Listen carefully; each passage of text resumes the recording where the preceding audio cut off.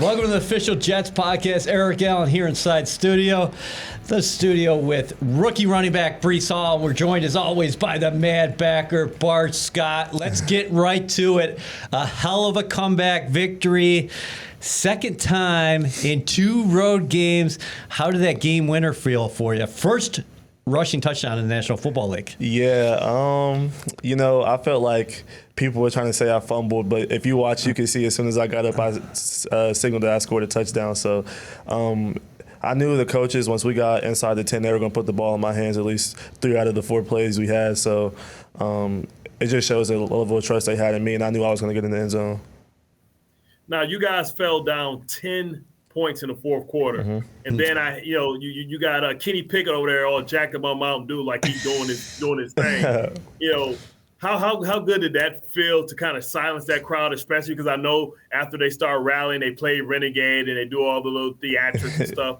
How was that environment, first of all, because you played in a big college and you've been in some big games? How did that compare, and how did it feel when they had to walk out of that stadium?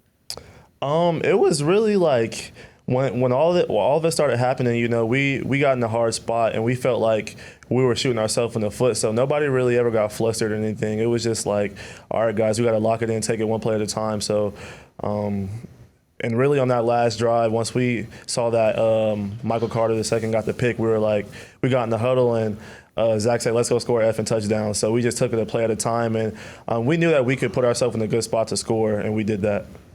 Okay. How much did the win in Cleveland kind of give y'all hope that the game is never over and that you could come back? Yeah, it just goes back to training camp and Coach Salah always saying you always get 60% more, and then him preaching to us that the game's never over until the clock hits 0. So, we just took it a play at a time, and like I said, the game's never over until the clock hits 0. So we just kept playing hard and kept doing our 111th on the field, and you came out with the win. First rushing touchdown in your 4th professional game.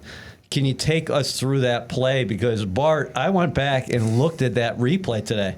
Miles Jack was in there pretty quick. Yeah. It was a punch play. So the O-line they were having hard double teams on the D lineman. So if the linebacker shot, he was going to come free, and he did that. So I just kind of gave him a little sidestep, and he slipped off, and I was able to reach the ball across. That's really what it was.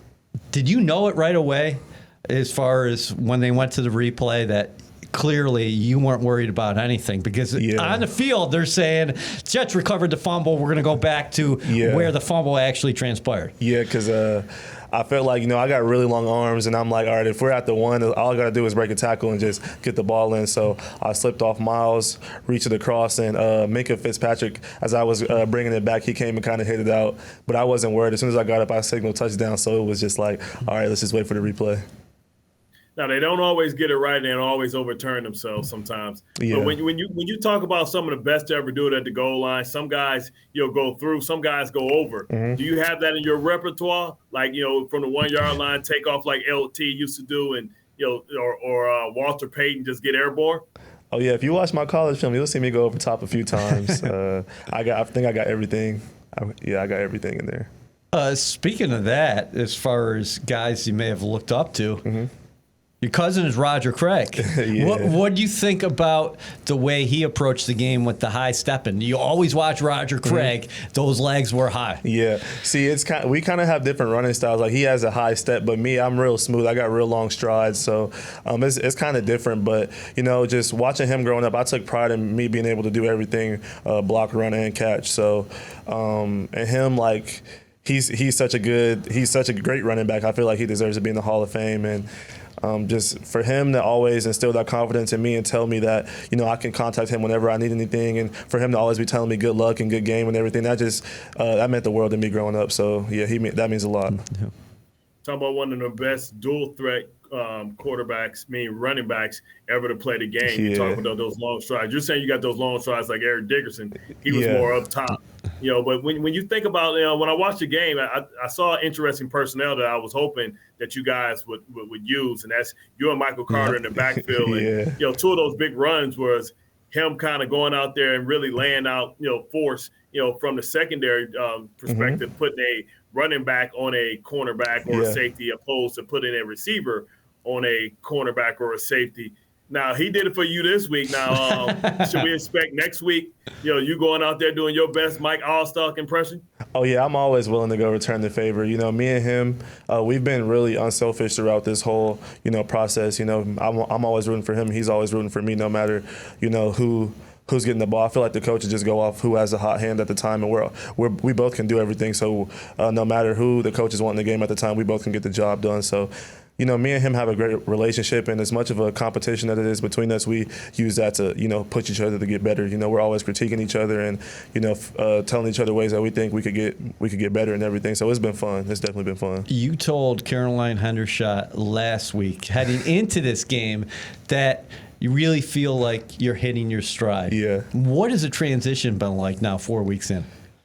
Just watching the film, just knowing that I've been getting better for 4 straight weeks, it's just a big confidence booster. And then the coaches are, talking to me. They're real hard on me because they want me to be great. They want everybody to be great. They're hard on everybody. They always feel like we can do more. We can be a little better in a lot of different spots. So for me, like I said, I'm hitting my stride and I'm getting a lot more comfortable in the offense. I feel like you could tell just from the way I was running the ball, hitting the hole and everything like that. And for a while, I felt like I was a little hesitant, just not being comfortable with the way guys were blocking and everything like that. But now it's just I've seen everything so much, and I've been in the game so much, and I'm a lot comfortable starting to slow down and everything like that. So I'm just letting my natural talent take over. Explain, the difficulty of different linemen coming in, because guys block things a little differently. Yeah. Because some guys are bigger, so they can do it with force. Some guys are more position blockers because they're quicker. You guys have been mix and matching. Yeah, mix and matching. Pretty much the entire every game this year. How's that kind of slowed the development down a little bit? At the end of the day, as a running back, you got to take pride in just being a human eraser. So regardless of who's in the game, like I said, we got to be a human eraser. So whether no matter how the guys are blocking, you got to read and react. That's the nature of the game for the running back, read and react. So I feel like, you might have different guys. You might be plugging and playing different guys, but at the end of the day, running backs all mostly based off instinct. So I feel like regardless of who's blocking for you, you should be able to read and react and make plays based off that. Do you think that you surprise defenders? They're going to see it on film now, because you are a rookie, so there is a newness to your game. Yeah. Do you think you surprise defenders with your speed? I mean, you seem to get that second level quickly, and I think guys are still surprised. They see the scouting report and say sub 4.4, but he's a big guy, so I don't know if he's got that speed. Yeah, I think I do, and I feel like it shows every now and then in the game. I feel like I can get up on a guy's toes and make a miss really easily, or or it just shows with me running through tackles. Guys might think they're going to hit me and I might slip off of them, or I might hit them with a quick move or whatever the case may be. But I think I do take pride in that. The coaches love that about me, that I have that deceptive speed, and I feel like it surprises defenders all the time.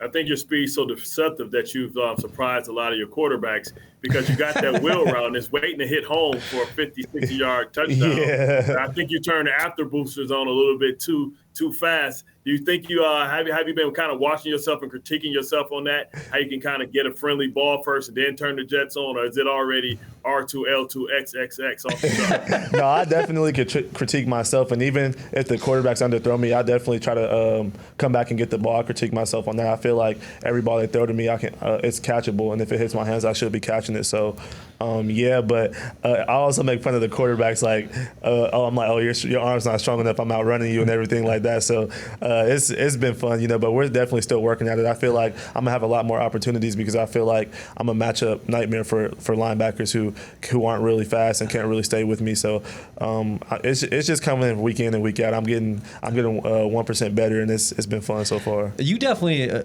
expect to make all the plays, don't you? Because you go back to a couple weeks ago where you guys are talking about the wheel route. You're thinking that you probably should have caught that ball a little bit behind it from Joe Flacco, but you're thinking touchdown, and maybe that changes the course of the game. Yeah, for sure. I had it was really like a double move, but I knew that I had already beat the linebacker, so I just gassed it, and I'm thinking he's going to throw it over my head, but then I turn around and the ball's right there. But it still hit my hands. I'm still supposed to catch it. So it's just little things like that I feel like I could get better, and that's going to make me elite. Now, when you think about it, I know you're a fan of football, not just a player. So you walk and you look at some of these other guys like Alvin Kamara, look at maybe Edwards-Helaire, even Joe Mixon, a lot of these guys that may sneak in a play or something that you haven't seen. We haven't really seen much of the shuffle pass. We haven't seen like the old school, like, swing pass with the swing screen. Yeah. Are you going to the coaches with things that you did in college and trying to put it suggestions so they can get thrown in the playbook? Yeah, I definitely try to, sprinkle some of that stuff in there. Even with some of the run game stuff, just like gap scheme stuff, I try to sprinkle a little bit in there. And the coaches definitely do listen to that, and they want to get the ball in my hands as much as they can in every situation that they can. So it's just cool to know that they have that trust in me and that they want to get the ball in my hands because they know I'm a big playmaker. No, I know you guys are enjoying the win today, but tomorrow you turn the page. Yep. I mean, this is a big one, right? You guys have yet to win at home, but now you get to the Miami Dolphins, who's the darling of the NFL right now. They're going to be playing without Tua Tagovailoa. Teddy Two Gloves was a Jet for a brief moment, but it's an opportunity to play a meaningful game in October, which will maybe catapult you guys to second in the division and will put the rest of the league on notice. Like, what's the vibe like even early in the week as far as getting ready for Miami and an almost playoff atmosphere because what's on the line and the hated rivalry between the Dolphins and the Jets? Yeah, at the end of the day, we're all human. We all have to go out on the football field and play. So I feel like we're not going to take any different approach. Obviously, they have a lot of weapons on the offensive side of the ball, and they have a really good defense. But like I said, we're going to go out and do what we do. And I feel like if we put our best foot forward, then we're going to be in a great position to win the game. Is it a good lesson for you guys, considering what happened a couple of weeks ago, that you guys win in Cleveland, then you come home and you struggle against Cincinnati? Mm-hmm. Yeah, it definitely was a big lesson. And I feel like this week, even just coming in today, we had more of a sense of urgency, and guys were a lot more locked in. And we haven't even really started to prep for them yet, just in general.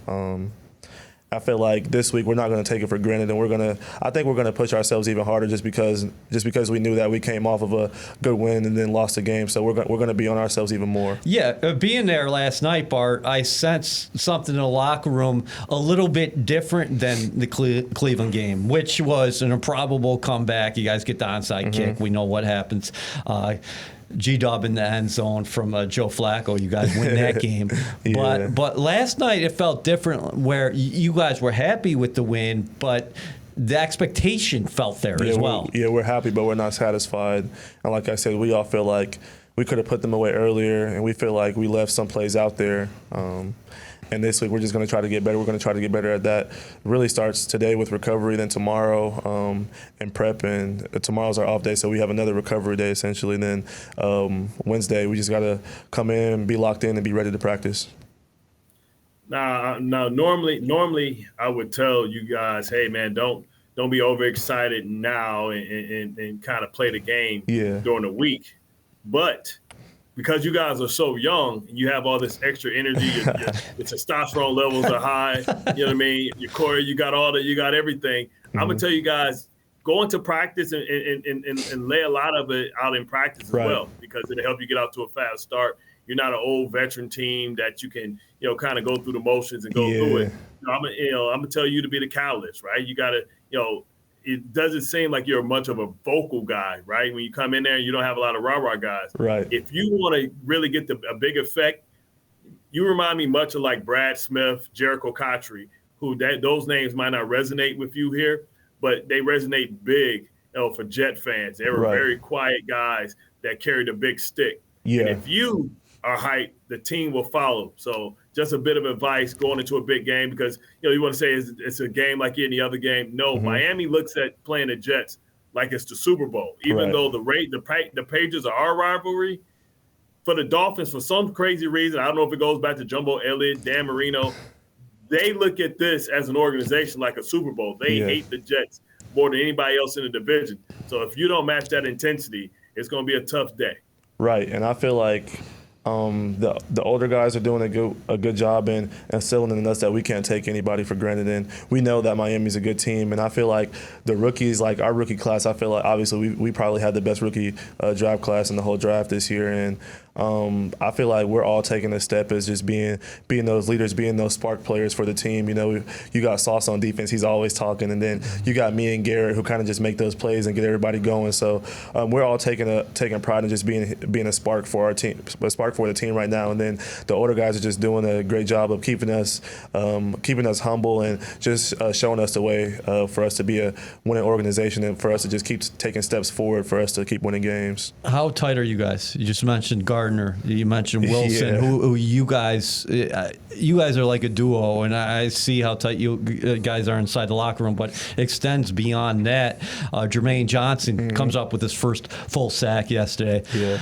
Money Max Mitchell, unfortunately, went down, and that was a tough blow. But Michael Clemens, we're seeing him out there flash. I mean, how tight is this group? Yeah, we're all super tight. We still have rookie meetings and everything like that. We're still learning, so we spend quite a bit of time with each other every day. You know, we're always in the locker room joking around. We always have our little rookie clique, so it's been fun with those guys so far. And then we're all playing really good football right now, so we're all just pushing each other to be better and be the same guy day in and day out. Now, yesterday when we were doing the pregame, we saw your iced out chain. Now, I was trying to figure out was the red, was that Enter the Dragon? Are you a Bruce Lee fan? Was that Enter the Dragon? There's a lot of people been asking about this on social media. All right, so growing up, in middle school, high school, my nickname was Breece the Beast, and I got the chain. The idea was just like a BH. With claws around it, and then like a bear scratch or like a Wolverine scratch, you could say.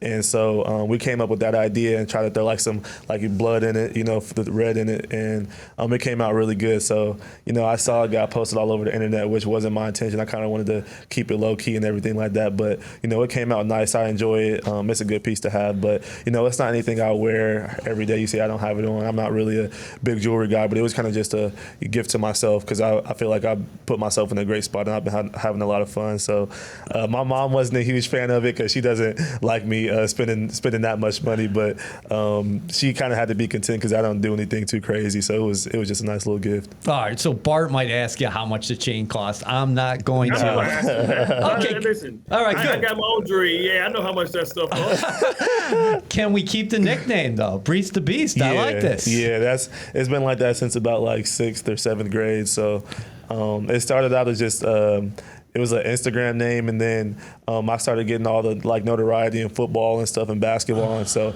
the name kind of just stuck with me and everything like that. So they've been calling me that since I was young. See, your marketing people got to put that out there, just like you have the little sauce. You know what I'm saying? You got Halloween coming up, the Beast. Yeah. You know what I'm saying? We can give you some Teen Wolf stuff. Yeah. They make a mask and put the fur out there. You Breece the Beast for Halloween for the kitty bitties. Yeah, for sure. It's definitely gonna pretty soon here. It's definitely gonna be big for branding and marketing and stuff like that. So that was kind of the plan with the chain and everything like that. So it's gonna definitely be in the works here soon. As far as your contemporaries, are there guys who you don't play with right now, but maybe throughout the league, who you appreciate their game from the running back position? Yeah, my favorite running back is Alvin Kamara. I feel like he was my biggest comparison as far as guys in the league right now. And then Arian Foster was another big comparison that I got. But, growing up, I kind of feel like I watched a little bit of everybody. And then having the I Am Athlete crew and finally meeting LaShawn McCoy, it was cool to be around him because I looked up to him too. So there's a lot of guys that I looked up to, and I pretty much watched everybody. But, there's a select few guys that I feel like I model my game after. That's a good group, Bart. Mm-hmm. I played against Arian Foster, and I understand the comparisons, the smoothness of him gliding, never looking like he's, extending a lot of effort. You know what I mean? But look at him. He's been in the corner. He was smooth on his cuts.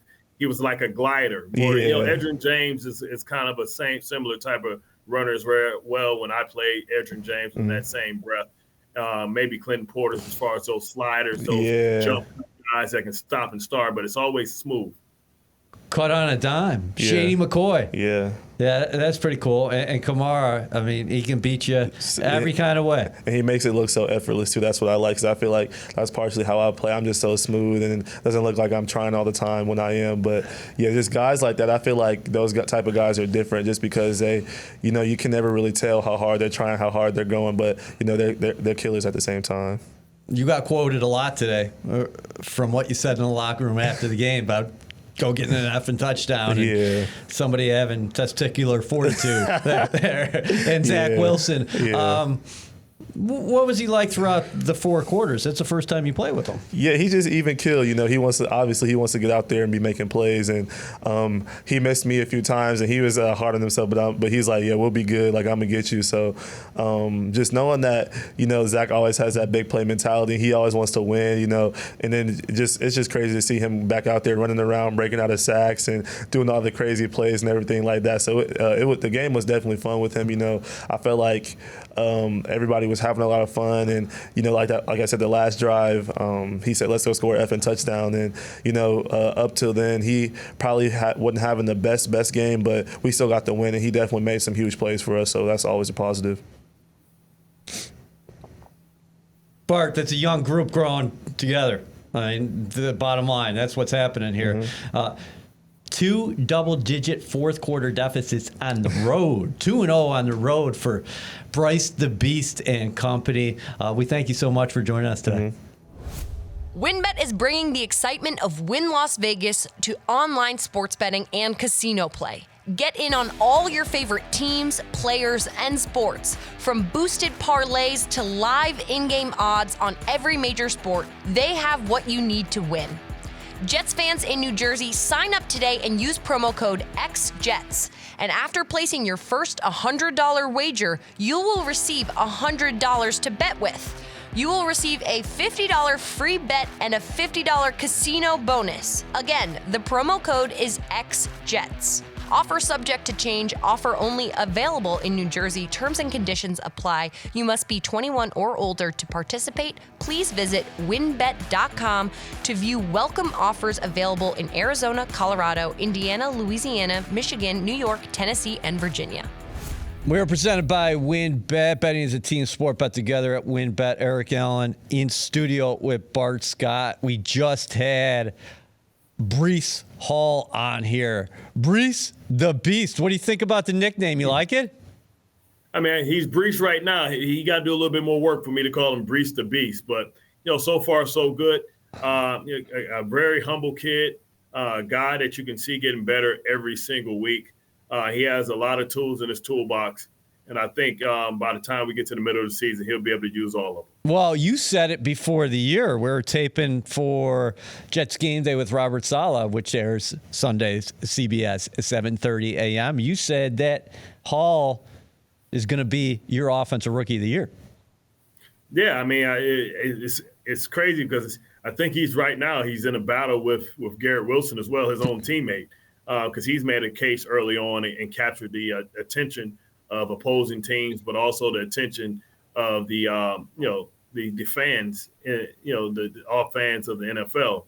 But he's getting better and he's getting stronger, and I think, by the end of the season, if they continue to get him touches and let the offense go through him when teams dare to come out with light packages to try and take away the passing game, if they can complement each other, I mean, I don't see why he can't have, 15 or 1,100 yards rushing and maybe 1,500 total yards of all total production from, in the passing game. Because before it's over with, I think they should maybe even put him in a slot and, get him out there and let him take the role of the tight end and run go routes or angle routes or routes, especially if they decide to match him up with a linebacker who's going to play off. You got the slant and goals. You got all kind of things you can give them, jet sweeps. I love the idea that yesterday they came out with Michael Carter and Breece. And, there's so many different things you can do with that because you can fake the stretch to him and hit Michael Carter on a wheel route, as the defenders are going to start kind of preparing for Michael Carter coming at him. And then you act like you're going to hit him. And, you look up and you pull the ball up and now you got a wide open, running back in front and vice versa. You can do that same run the other way and let Breece be the head receiver, and be able to get some opportunity. So I love the creativity of LaFleur yesterday. I thought he, did a lot with what he had. I mean, I didn't expect Vera Tucker to move to left tackle, but I mean, he played and held up well. It just shows you how talented he is as a player. The fact that he can move from right guard to left tackle. And, that's just a testament to his talent. I think that really hasn't been pointed out enough, at least by me, how difficult that is and what a high level he played at. Why is the running back position devalued in the National Football League? Because when you look at a guy like Hall, there weren't 32 players in last year's draft class better than him. Yeah, it's just certain positions you put more value on as a whole, and you feel like it's always quality because so many of the elite running backs in this league did not go in the first round. You look at the best, who would you consider the best? You'll say Jonathan Taylor and King Henry. Well, those are all second-round draft picks. You talk about Alvin Kamara, who, Breece Hall told us that he really looks up to, and that's who he models his game after, who he respects a lot currently. And he was a fourth-round draft pick from Tennessee, right? So, you look at Austin Eckler, right? You look at Travis Etienne. It's only a few guys that were taken high. McCaffrey, maybe, Saquon Barkley. I can't think of a running back that's starting for anybody's team that's a number one pick. You got, Melvin Gordon, who's a number 2 pick. I mean, a lot of guys. So I think that brought down the value, the fact that, you can get a quality one.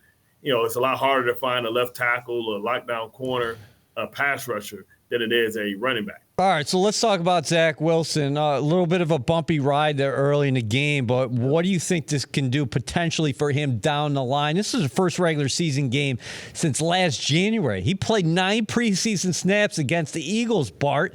He's staring down a Pittsburgh Steelers team. Yes, that was minus Watt, but it had Minka Fitzpatrick, and also that's a prideful group on the defensive side. Hightower, Hayward, they still have very good players in this league. And that place was jumping, Bart. So to lead the Jets to 2 touchdown drives there late for another double-digit comeback for that victory, what do you think that can do for him moving forward?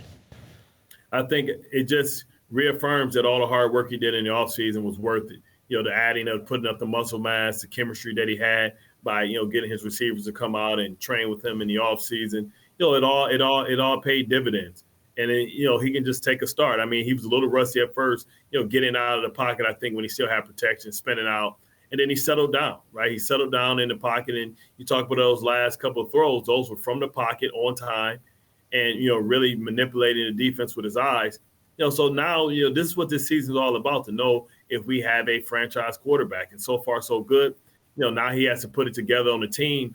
Last year that, blitz Flacco, 1,000 times. He's going to have to be able to sight adjust and beat these guys with his mind, do the small things, get into the line of scrimmage early, putting guys in motion to see if it's man or zone, but also getting to the line of scrimmage so he can go through his cadence to try and smoke them out if they're trying to blitz and be able to change the plays and get into the right protections. That's the next step. It's the nuanced stuff, right? Yep. We know that he can do it physically. He has a strong arm. He's athletic. He put him on boots and throwbacks and waggles yesterday.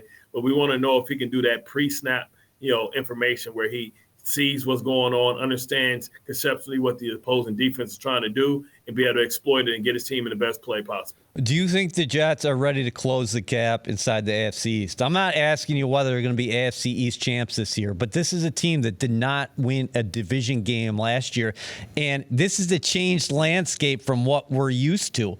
New England is 1-3 right now. The Jets are 2-2.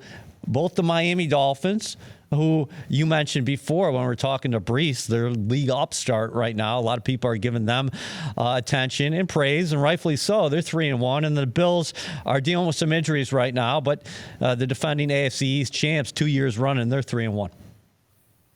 I mean, absolutely. I mean, why not? Right? You talk about, the Jets, in most experts' mind, may be a year away from another big offseason and another great draft, but the foundation is here. They're a scrappy group. They're talented. They're just inexperienced. And the good thing is when they do get experience, they're going to get experience together, right? So they're learning and growing together. You got a young nucleus. And any given Sunday, if they understand, the good thing is they're young and inexperienced. They don't know that they don't know, right? So they don't have that fear. They don't have that history to draw back on of why we lose to this team or this team is better. They're just going out there saying, hey, we'll strap it up and, we'll go out there and fight and we'll see where the cards fall when they hit the table. Tyreek Hill, big storyline in the offseason. The Jets pursued him. He chose Miami. He's playing awfully well. With that being said, you think this could work out for both teams? Because the Jets right now, they got a really interesting receiver group that we're watching develop with Garrett Wilson and Elijah Moore, and Corey Davis reminded us that guy's a really solid veteran. That's a great threesome. And then you're talking about the Dolphins countering with two of the most dynamic players with the ball in their hands in the National Football League with Waddle and Hill. Yeah, I mean, it's going to be tough sledding. This is going to be one of those games where you have to have two high safeties or you're going to have quarters. You're not going to allow them to beat you over the top. That means, once again, that the front seven, or the front six, if they're going to be in nickel, is going to have to stand up against the run. They're going to have to be able to get past, Teddy Two Gloves is athletic. He can get out of the pocket. And, since the criticisms of him was that he didn't push the ball down the field, he's now willing to push the ball down the field. We saw him briefly in Thursday Night Football when he came in for Tua Tagovailoa. He pushed the ball down the field. He's decisive. He knows where to go with the ball. So it's going to be about being disciplined. I can come up here one of these days and we can talk about the D-line not giving up the edge. When they force Kenny Pickett to throw the ball from the pocket, that's when the interceptions came. Too often they're not rushing and being disciplined within their lanes and setting edges. And I think it negates a lot of the good work that Quentin Williams is doing, and also Sheldon Rankins. So they just got to keep tightening everything up, man, and plugging the holes and play a complete game where they do the things right. And this is one of those games where they're going to have to do everything right because this team is explosive, but can come back and score, and the Blue just asked the Baltimore Ravens. I'm going to ask Robert Saleh about this week. Do you think for a young team it can be easier to play on the road? Maybe they play a little bit freer and maybe get a little bit tighter at home. Is that possible? No, I don't think so, because what happens is you expect the stars to be stars on the road.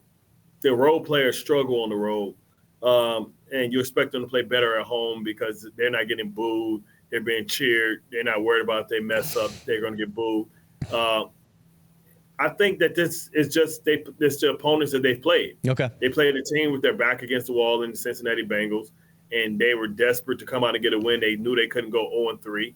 And they played the Baltimore Ravens, who people know are one of the best teams in the AFC with one of the most dynamic playmakers. And they gave up some big plays because they didn't really have their eyes right early in the season, extension of preseason, and they really didn't communicate the way that you have to communicate to be a top 10, top 5 defense. You always say it, styles make fights. So how do these two teams match up overall when you're looking at the Dolphins and how explosive they are and the way they attack defensively? Well, I mean, it's boom or bust for Miami. They're going to try and run you off, and if you stand over the top, they're going to try and come back and get like 15-yard out routes. They're going to try and get slants. You're going to have to be disciplined. I have to have eyes on Tyreek Hill all the time. You can't have communication problems like they've had between the cornerbacks and the safeties about how you want to play certain formations and certain routes. And then they're going to dare you to be disciplined when they send Tyreek Hill in motion to try and grab your eyes for speed sweeps and throw the ball over your head. So it's going to be one of those games where you got to say, listen, we're going to take care of the pass. You tell the DBs, listen, you worry about the pass. I understand you guys got a lot of hard lifting to do. You guys got a tough task. We'll handle the run, because I think Miami's 31st or 30th in the league in rushing. You got to make sure that you're able to stop them with a light box so that you can add more assets and more resources to the pass game. And you expect these receivers, Wilson, Moore, Corey, to see a lot of man-to-man. Yeah, I expect them to see a lot of man-to-man. You got to mix it up, though. It's probably going to be mixed up. It's not going to be one dose, but you got to save some of those things, for later in the game. All the surprises, and they're going to try and attack the Jets, and Zach's going to have to be ready, right? Because they feel like, okay, we just saw them go against the Bengals, And one of the plays that broke the game open was T. Higgins against Xavier Howard. Yep. Just because he's one of the best in the game don't mean you can't challenge him. And you have to be able to challenge him. And I think Conklin is going to be very important in this one, maybe chipping out, because when they have one of those blitzes, and if you're able to hold it up and you can be the checkout, everybody's back's turned, and you leak out, you'll be able to get some big plays. Are you a believer in the Dolphins? I believe that the Dolphins are a complete team. They have a way in which they have to win. I'm not so sold on their quarterback situation as everybody else is. I think eventually this league will catch up with what they're trying to do. But, McDaniels is a new coach. It's not a big book on what he likes to do, what his go-tos are. Doesn't have a big book on what his tendencies are. But those are being created every game they play. And by the time you get to week 8, you'll know the best way to try and defend them. Whether you can execute or not, that's another thing. But you'll have a book on situationally what he wants to do, because that's what the analytics will tell you. All right, brother, let's end here. A big picture, though. If you're a follower of the Jets, you're not over the top that they're 2-2, but you played 4 decent, competent football teams. You might have played 1 or 2 elite teams, and he came out of that 2-2, playing with your backup quarterback in 3 games, getting your second-year signal caller back, playing for the first time since January, and playing about 10 tackles so far this season. Yeah, I think so far, if you thought, when you looked at the schedule, you signed up for 2-2, you wouldn't be elated, but you would be like, you know what, this is better than expected. Because they can easily be 0-4 or 1-3, and it's a different situation in how you feel. They went against, arguably one of the deepest divisions. So, when Deshaun Watson comes back, people are going to expect that team in Cleveland to, if they get in the seat in the tournament, to be able to make noise. We all know what people believe about Baltimore, and the Bengals, was the AFC representative in the AFC champion Super Bowl last year. So, all in all, if you can find a way to win this week, I think you'll grab the attention of everybody. Yeah, it's going to be huge, because then you're going on the road for 2 games, starting with the Green Bay Packers and then the Denver Broncos. But for this team right now, after 4 games, you got 13 left. You got to take it a week at a time. It was great seeing you. We'll see you back in the studio later this week. Always a pleasure.